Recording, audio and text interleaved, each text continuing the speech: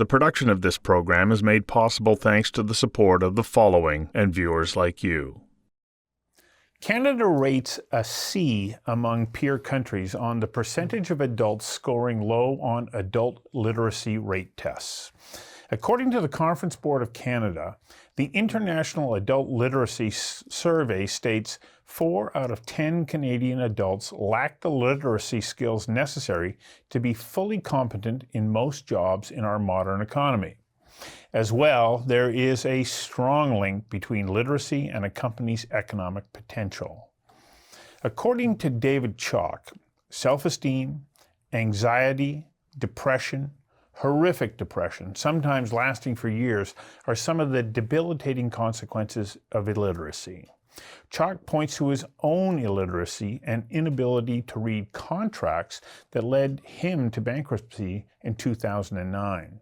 Having suffered through a lifetime of shame because he was unable to read, Chalk finally met Nora Chahbazi, the founder of Evidence-Based Literacy Institution, and she told David, "Your struggle is not because you can't read, it's because you were never properly taught how to read."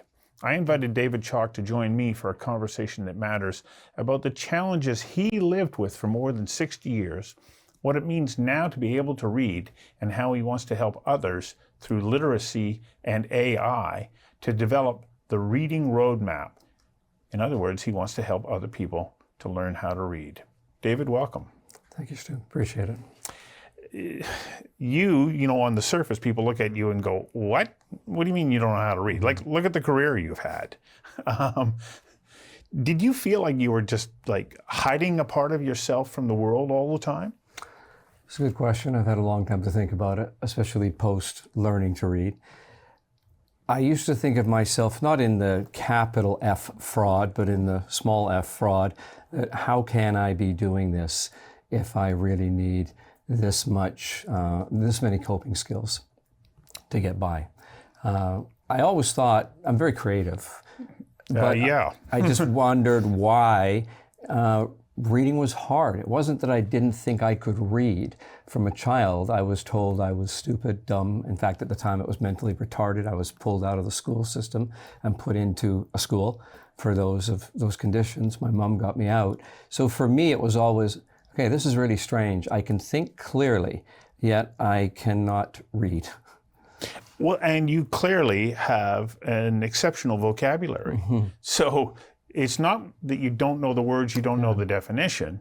What was it that prevented you from being able to look at a word? Like, you could look at a picture of a bear and go, oh, that's a bear. Right. But you couldn't look at the word bear and know what it meant. So what was the processing challenge that you faced? There's a lot to it. We could look at it from how reading is taught, or me, or the result of not doing it. So let me just look at me first.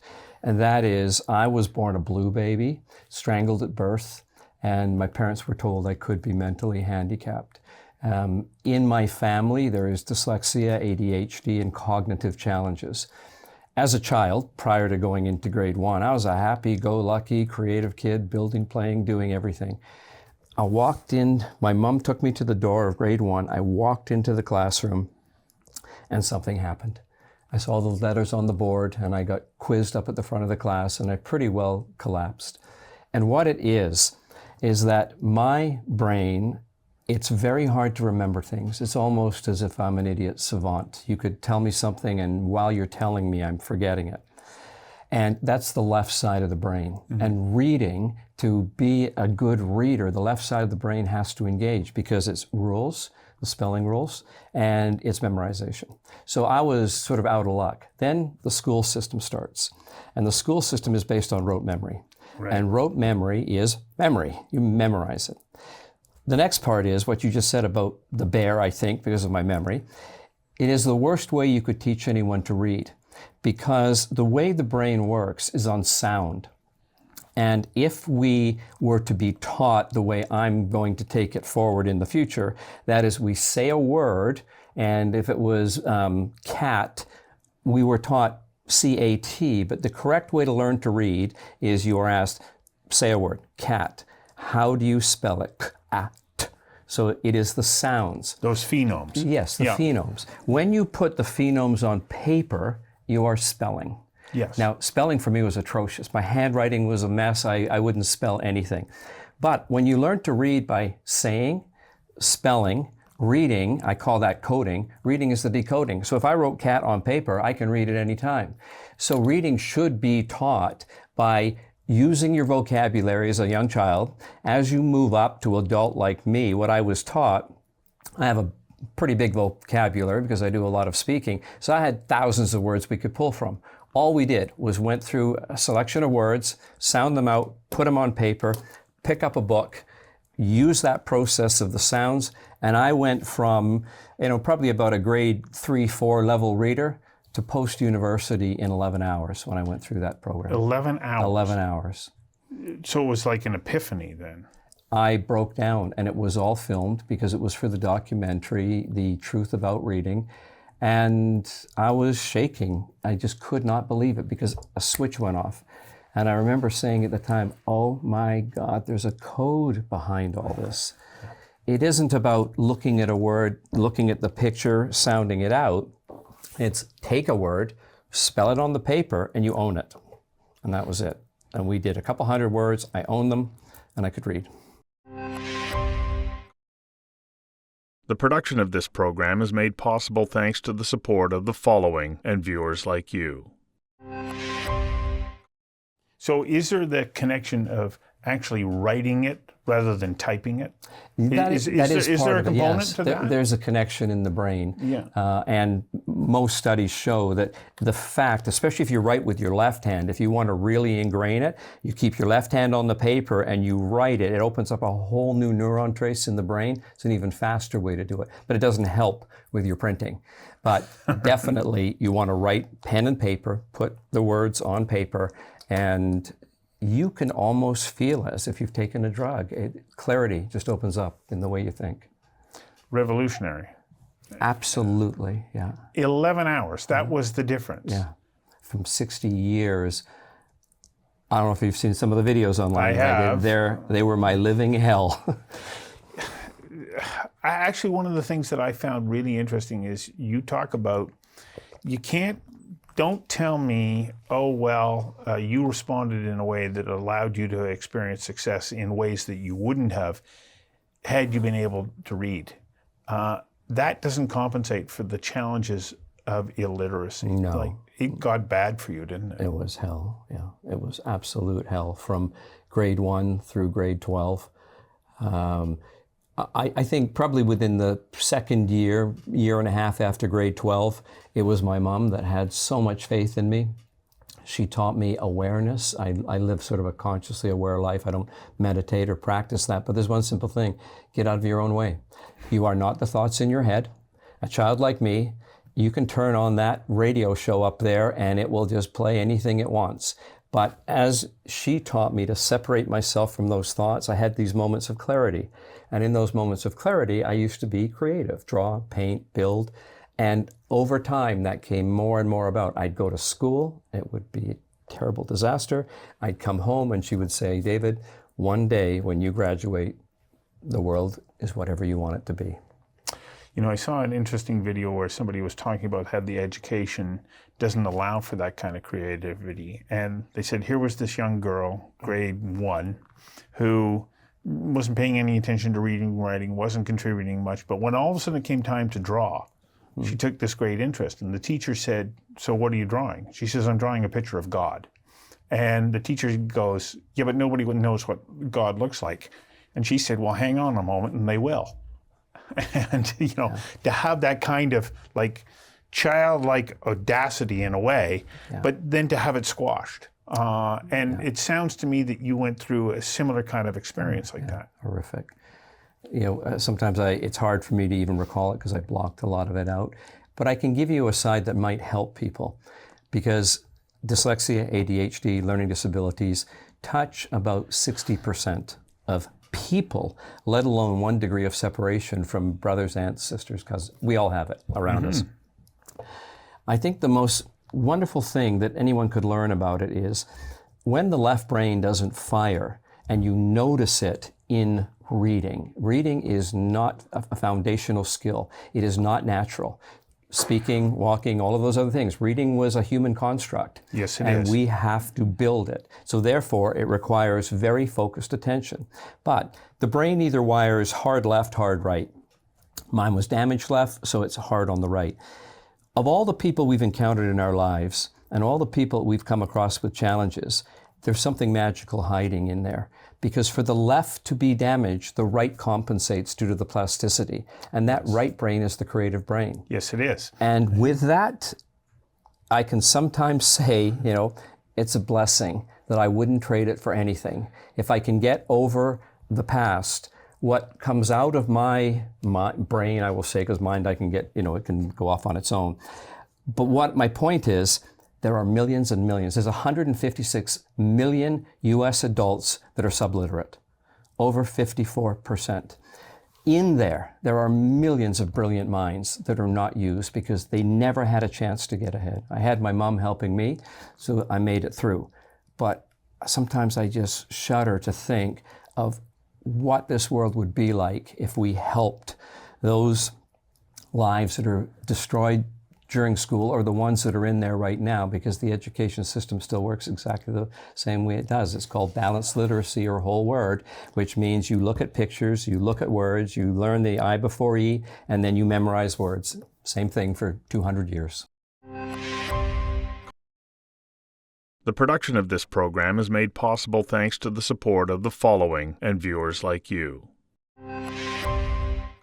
So when I think about those people who have struggled with learning how to read and what the consequences are on their life, I'm also reminded of a quote that is, as far as I know, attributed to Aristotle. And he said, the responsibility of all human beings is to realize your potential, not some standard that somebody else has created, but your potential. I had goosebumps. And a failure to reach your potential is not only a loss to you, but it's a loss to all of society. And so we have a responsibility, because when we take a look at those 150 plus million people that you cited in the United States, the consequences to them aren't just that they're not realizing their potential.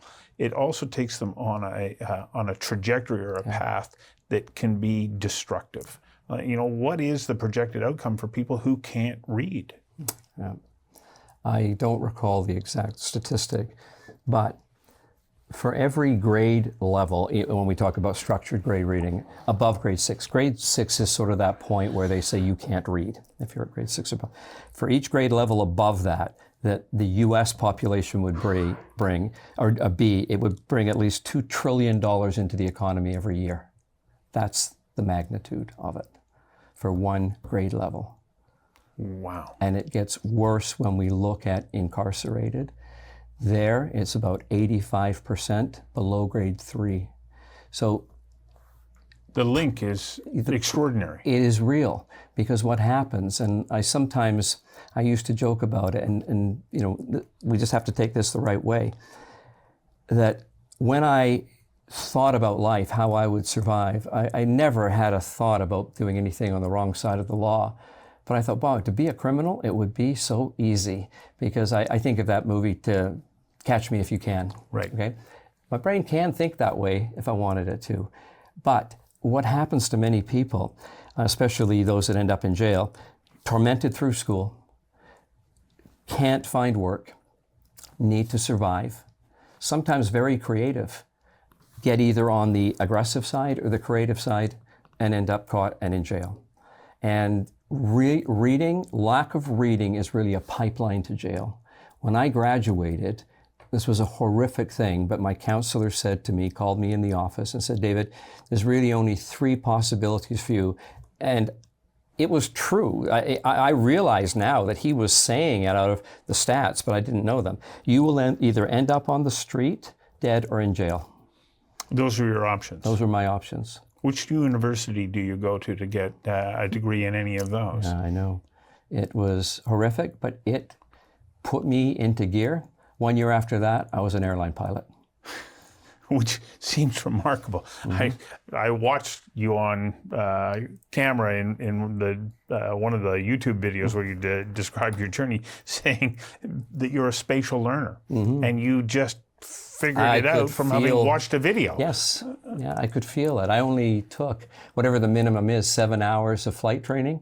Of course, I got higher ratings later than that, but I flew on my own after that. I could just get the feeling. It's not anything to boast about, but when you have a different brain, what I'm trying to do is free the minds of the people that are trapped. How did you go about also developing a patent in cybersecurity, which is one of the very few patents that exists in that discipline? I wish I could take credit for that, but what I did is I saw a technology by a brilliant man who had invented an audit system for banking. And he was giving up on it, and he came up to me in a talk one time and brought me his folder and said, no one will pay attention to anything. I'm flipping through it, and I went, oh my God, you have the cybersecurity solution. But he didn't know it. He didn't realize it. I said, let's get this repatented and let's go out to the market for cybersecurity. And it is the ultimate solution. It still isn't there because, as you learn, solving big problems, brings big problems. The world doesn't want to change sometimes.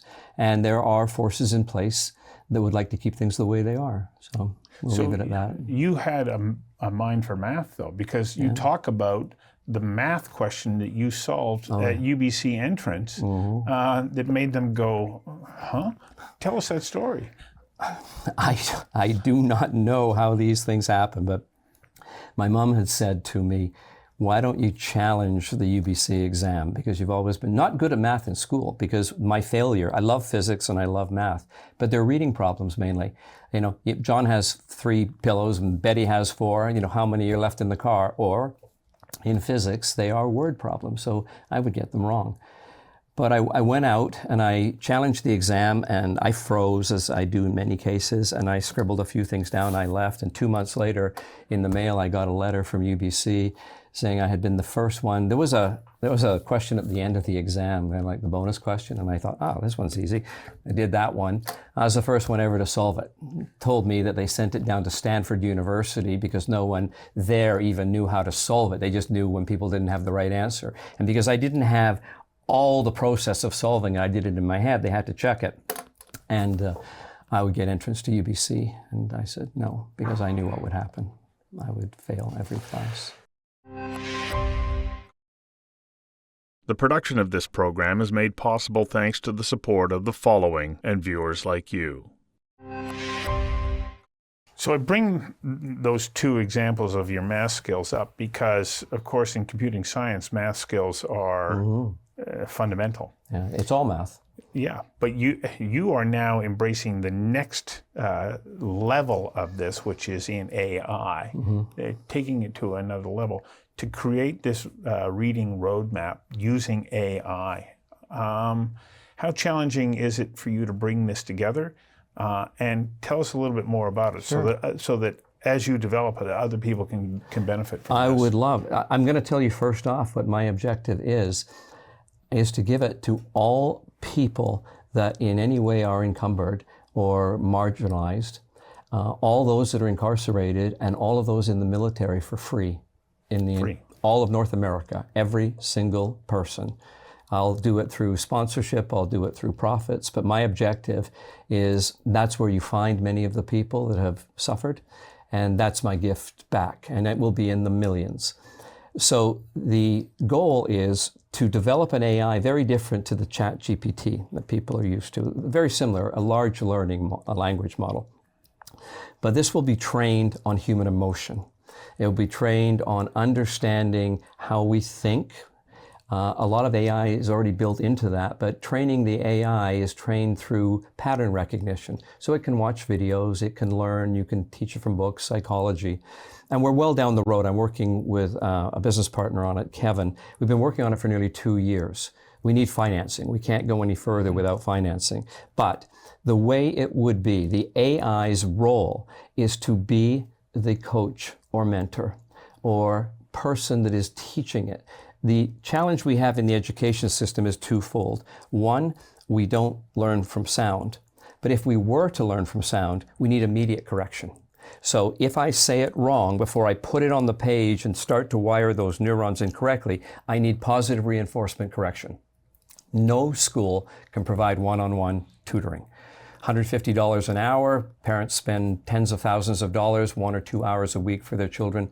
It doesn't work. It has to be foundational, corrected in real time. As you say that, I realize, you'll hear somebody mispronounce a word. Well, out of a sense of politeness, most people don't go, that's wrong. Yeah. And so we allow that person to go forward with the assumption that they're saying it correctly. Yeah. And to a certain extent, we all have a role to play here in helping people get to the right pronunciation.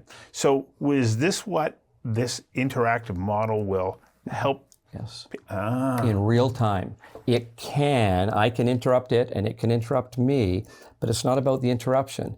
If you heard someone say a word wrong today, that means their entire life they have said it wrong. Their brain is wired that way. Well, I'll give you an example. I used the word diaspora wrong for, 25 years, and nobody corrected me. And I kept saying it wrong until somebody said, no, I don't think that's how it's pronounced. And I went, it's not.